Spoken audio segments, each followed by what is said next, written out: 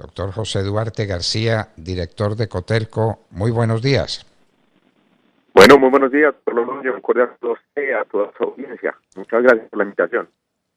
Bueno, estamos muy preocupados porque el sector turístico es de una importancia manifiesta en la vida económica del país y quisiéramos saber cuál es la situación del sector turístico en la reforma tributaria, en qué medida lo perjudica, lo toca, lo daña o lo estimula, si es que se fuera el caso, muy apreciable por demás.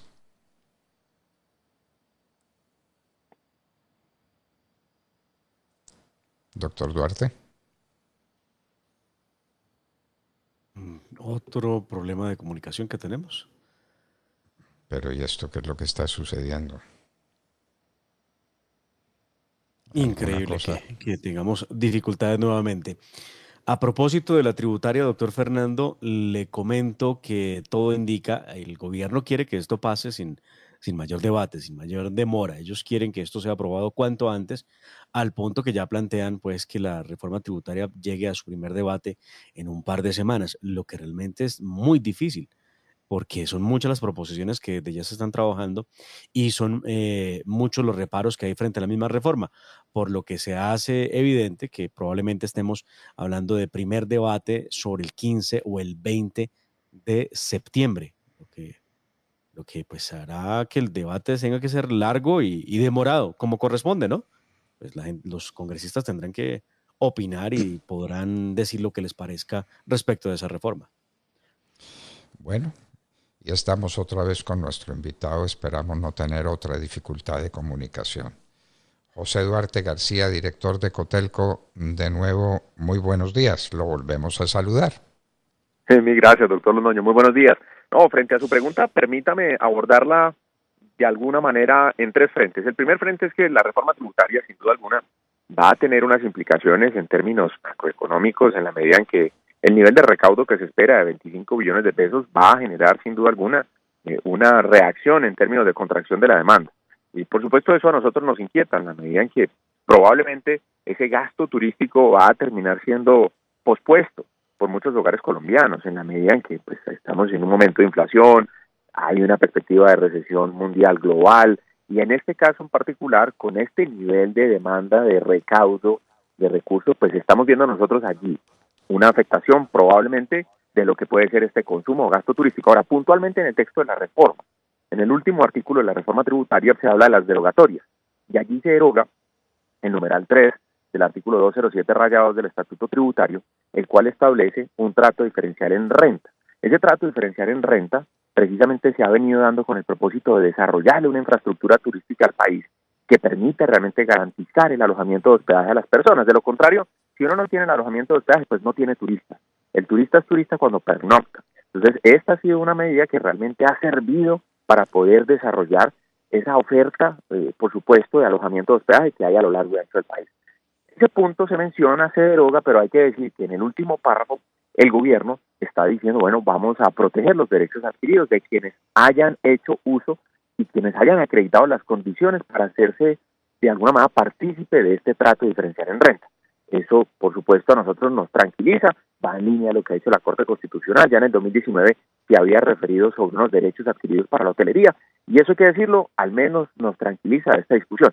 Nosotros entonces ya el tercer elemento que le podría mencionar es, si bien eso es lo único que se toca allí sobre la renta especial para la construcción de espacios de alojamiento de hospedaje en nuestro país, con habitaciones nuevas o remodeladas, incluso hoteles nuevos, nosotros ahí estamos viendo la importancia de abrir un debate, una discusión, como se lo hemos manifestado respetuosamente al gobierno, de revisar dos medidas que no están aquí tocándose, pero que vienen hoy en día siendo parte de las medidas de la reactivación económica. Una es la eliminación, de alguna manera temporal, del pago del IVA sobre los servicios de alojamiento de hospedaje. Ese es un tema, ese es un tema muy importante. Y el otro es la sobretasa a la energía.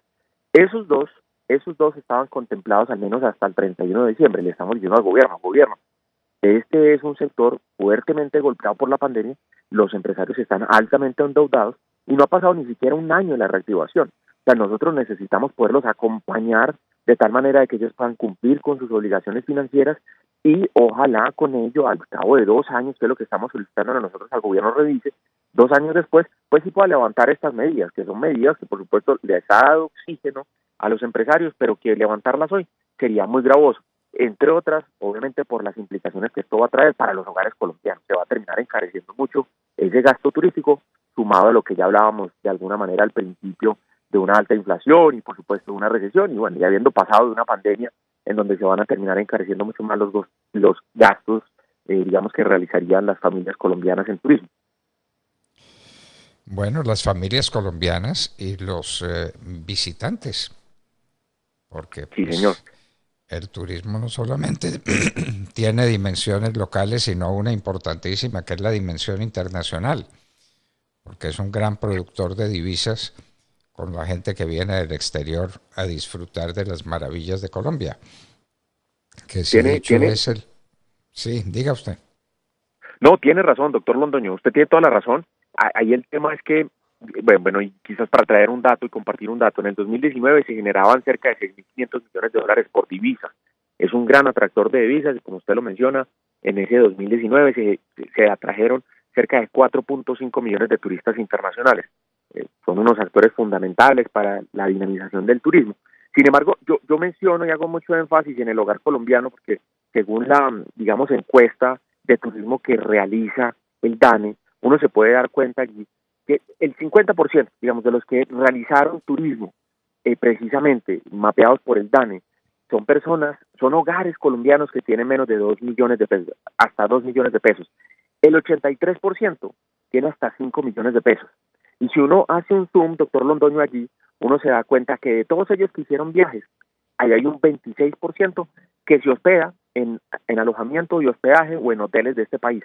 Ese 26% tiene más o menos esa misma distribución anterior, más o menos un 43% tiene hasta 2 millones de pesos y hacia abajo, y cerca de un 83% tiene un 83%, digamos, de ingresos hasta 5 millones de pesos o hacia abajo.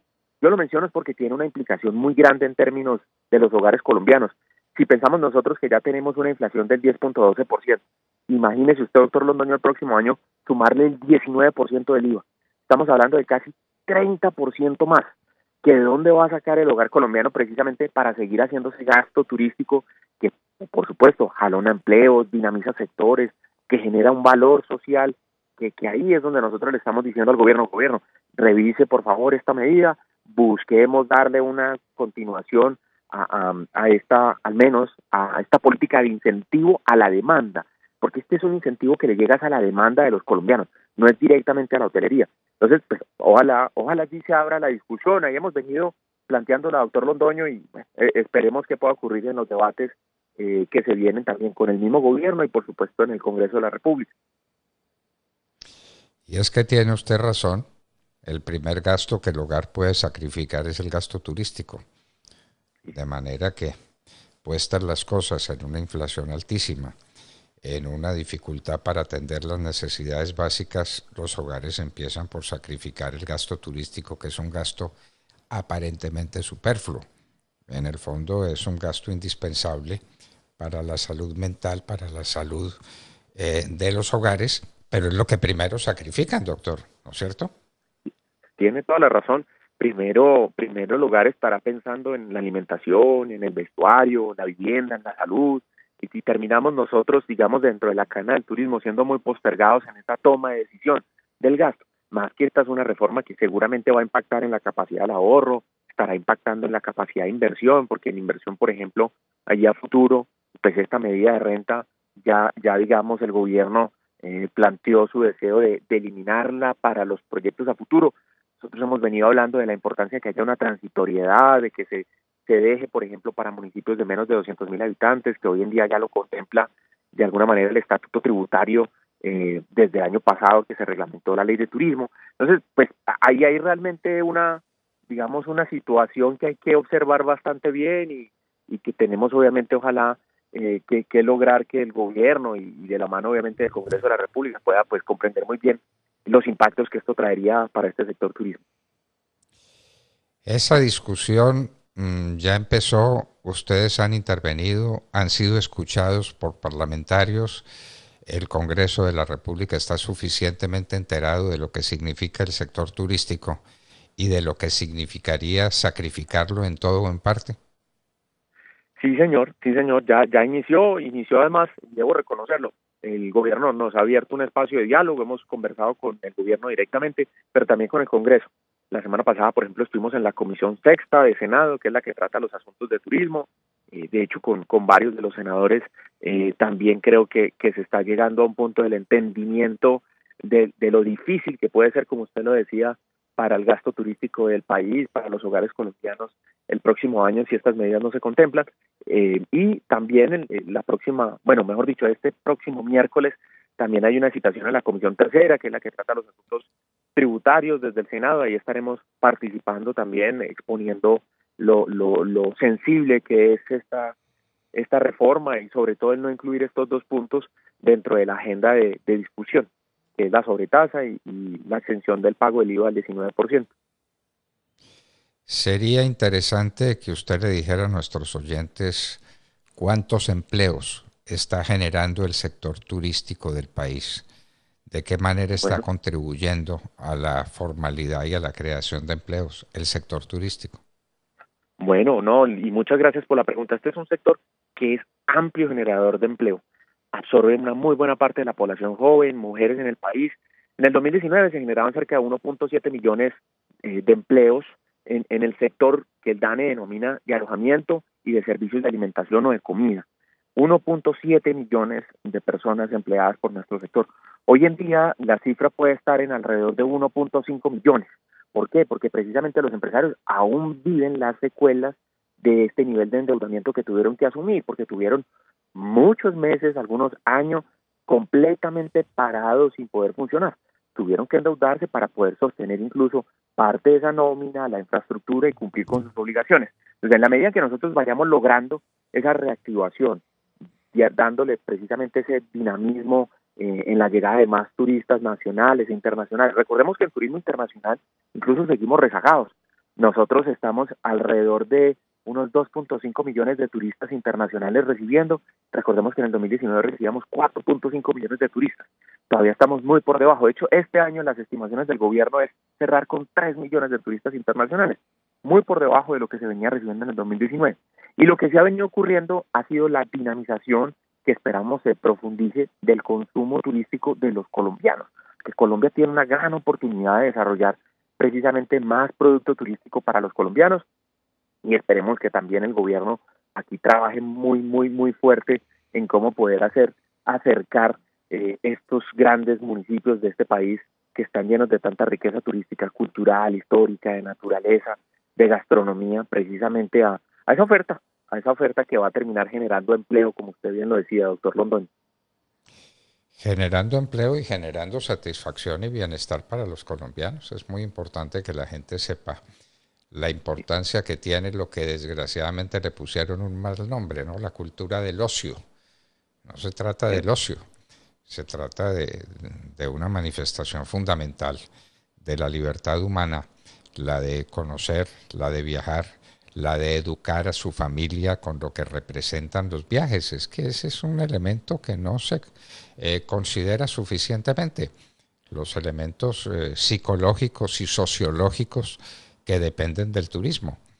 No es solamente Tiene que la gente llegue a un hotel a tomar trago, sino que llegan familias a educar a sus hijos, a fortalecer la unidad familiar, a compenetrarse con la vida del país, a conocer otros sectores de la vida nacional, lo que significa el turismo desde el punto de vista histórico, sociológico.